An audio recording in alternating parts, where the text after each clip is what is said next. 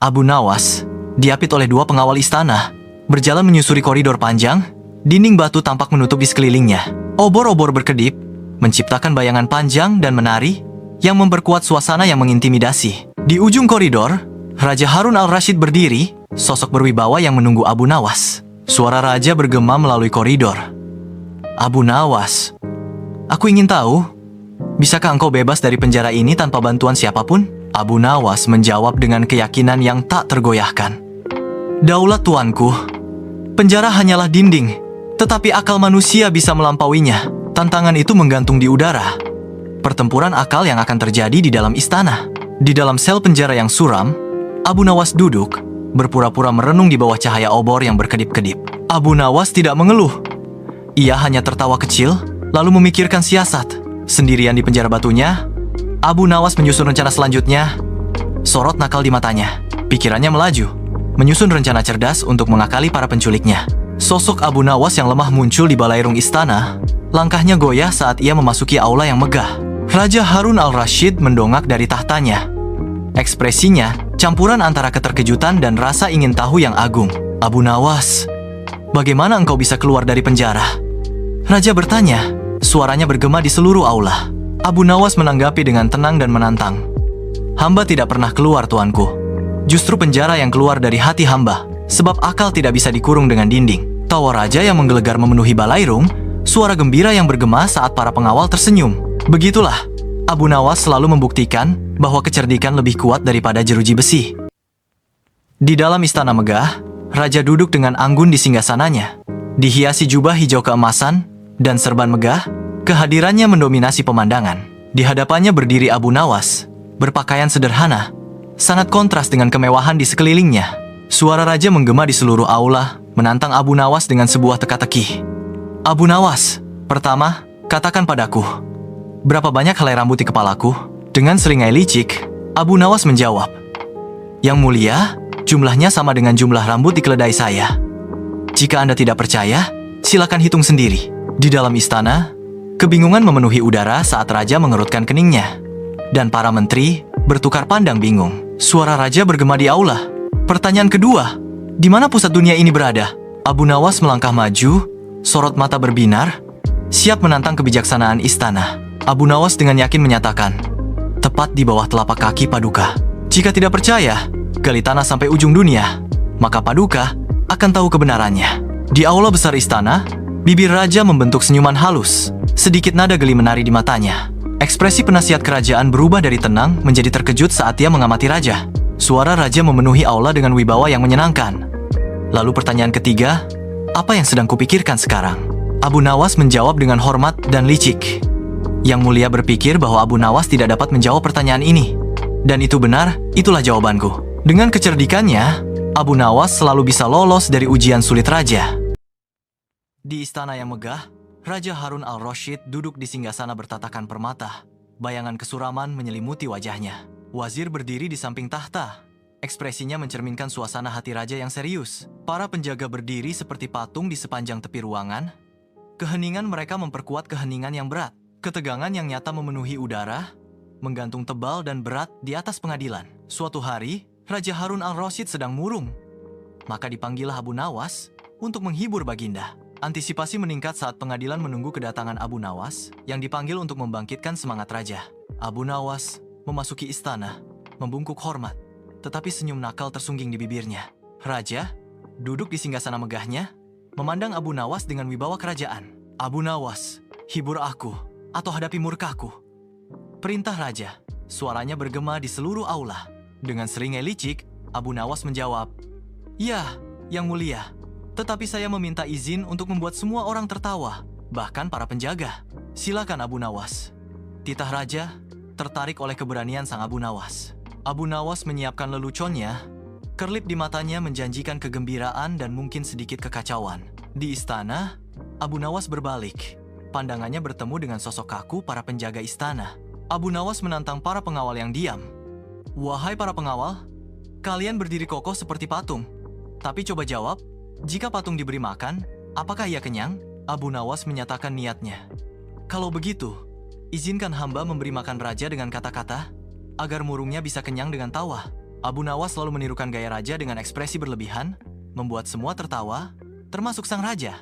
Raja tersenyum dan berkata, "Cukup Abu Nawas, engkau memang penghibur sekaligus penasehat terbaikku." Raja Harun al-Rashid duduk dengan agung, jubah hijau, dan emasnya adalah simbol pemerintahannya.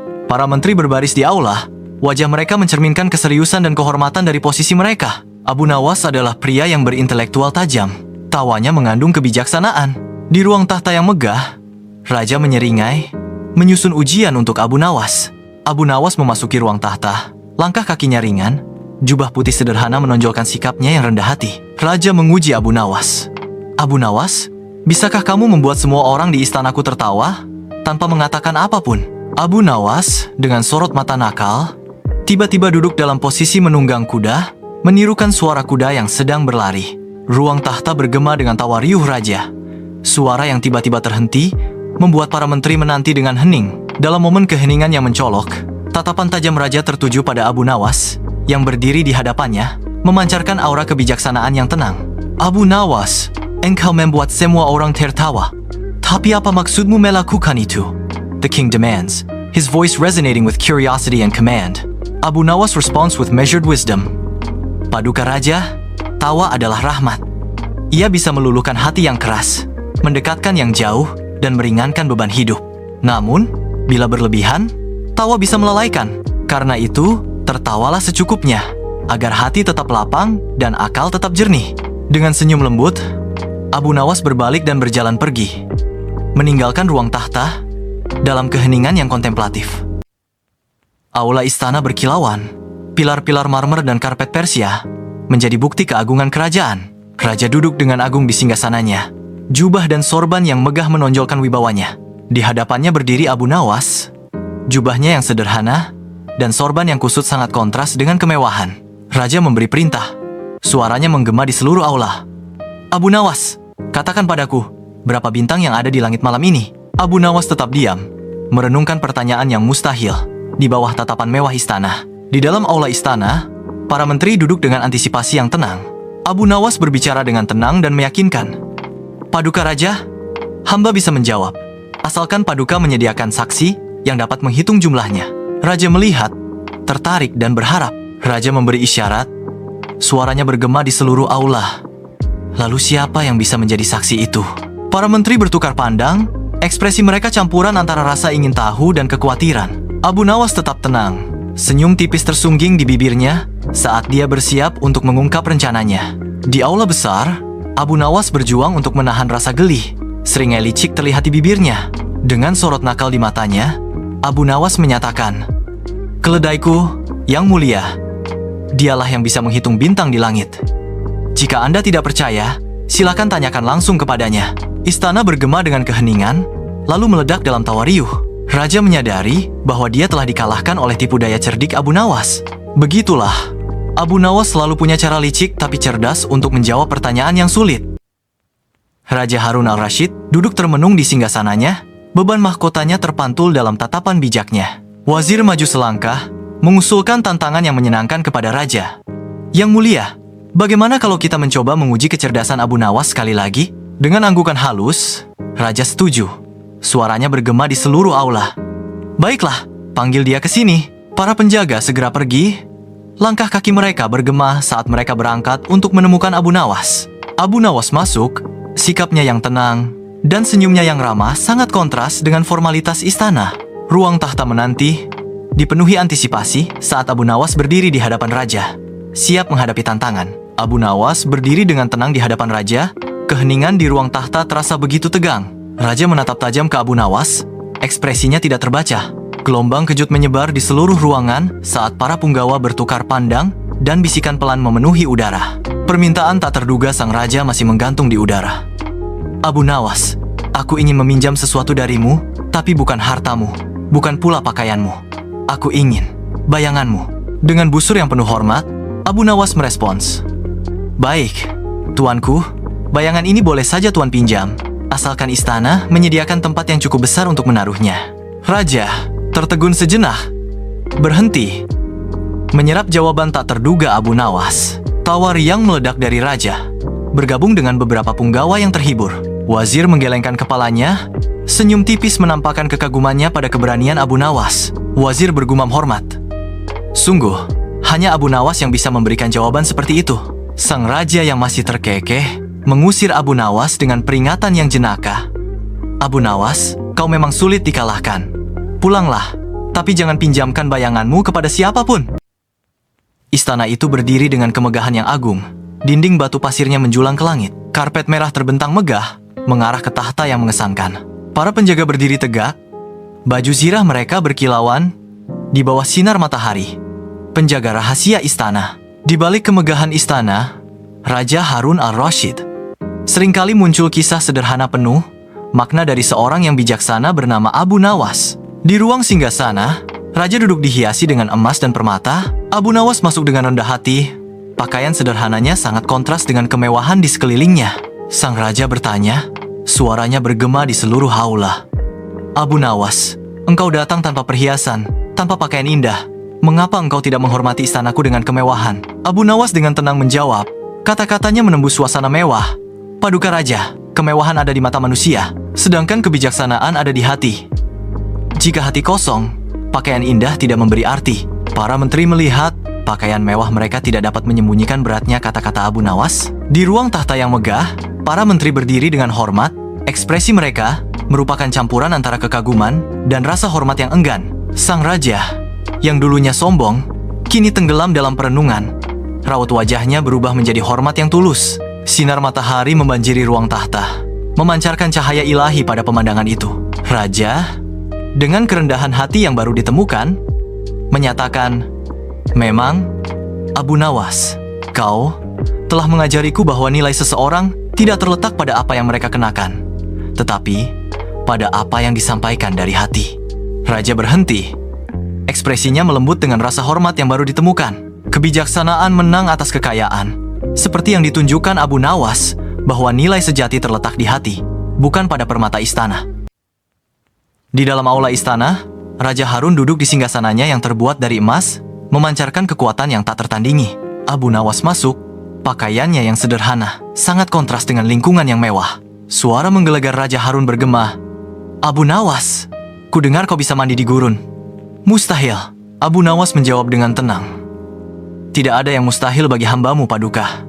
Tapi ada syaratnya. Raja Harun mencondongkan tubuh ke depan, tertarik oleh keyakinan Abu Nawas. Aula mewah itu menahan napas, menunggu kondisi Abu Nawas terungkap. Di bawah terik matahari, rombongan kerajaan melintasi gurun yang luas. Abu Nawas berhenti, meletakkan kendi air yang dibawa dari istana. Dia mulai mandi di gurun, memercikan air dengan riang gembira. Dengan tatapan nakal di matanya, Abu Nawas menyatakan, "Nah, Baginda, hamba sedang mandi di tengah padang pasir, seperti yang diceritakan." Di padang pasir yang luas, Raja Harun menggelengkan kepalanya. Tawanya bergema di seluruh bukit pasir. Tawa Raja Harun semakin menjadi-jadi saat dia berseru, "Hahaha, ternyata kau memang pintar memutar akal." Abu Nawas berdiri di hadapannya, tenang dan terkendali. Abu Nawas berkata, "Hamba hanya memenuhi janji, Baginda. Tidak pernah hamba bilang airnya dari padang pasir." Raja Harun menatap Abu Nawas, campuran antara geli dan hormat di matanya. Gurun membentang tanpa akhir di sekitar mereka, saksi bisu atas percakapan mereka.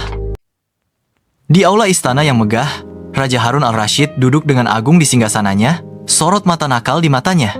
Pandangannya tertuju pada Abu Nawas yang berdiri di hadapannya. Dengan wewenang yang menyenangkan, Raja Harun menyatakan, "Abu Nawas, hari ini aku ingin kau membawakanku sepotong roti, tapi harus terbuat dari emas murni." Abu Nawas membungkuk hormat dan menjawab, "Baik tuanku, hamba akan mengusahakannya." Pasar ramai dengan aktivitas. Sebuah simfoni perdagangan dan kehidupan. Abu Nawas berjalan-jalan melalui pasar yang ramai. Keranjang kosongnya bergoyang dengan santai. Aroma roti yang baru dipanggang menarik Abu Nawas ke sebuah toko roti. Dengan seringai licik, Abu Nawas menyatakan, "Roti yang kau buat lebih berharga daripada emas, karena ia dapat memuaskan rasa lapar sang raja." Tukang roti itu mendengarkan dengan saksama. Ekspresinya tidak terbaca saat dia mempertimbangkan kata-kata Abu Nawas. Udara terasa berat dengan antisipasi, nasib roti, dan mungkin lebih bergantung pada keseimbangan. Di aula besar istana, Raja Harun duduk dengan agung di singgasananya. Para menterinya menyaksikan dengan napas tertahan. Abu Nawas maju selangkah, mempersembahkan sepotong roti yang sederhana di hadapan raja. Raja Harun memandang persembahan itu dengan skeptis. Ini adalah roti, tapi bukan emas. Abu Nawas membalas dengan bijak. Benar, Paduka. Tapi ketika Anda memakannya, roti ini akan berubah menjadi energi dan kebahagiaan. Jauh lebih berharga daripada emas yang tidak bisa dimakan. Momen kesadaran muncul pada Raja Harun, ekspresinya melunak. Raja Harun mengakui kebenaran. Kau benar, Abu Nawas. Terkadang hal-hal sederhana jauh lebih berharga.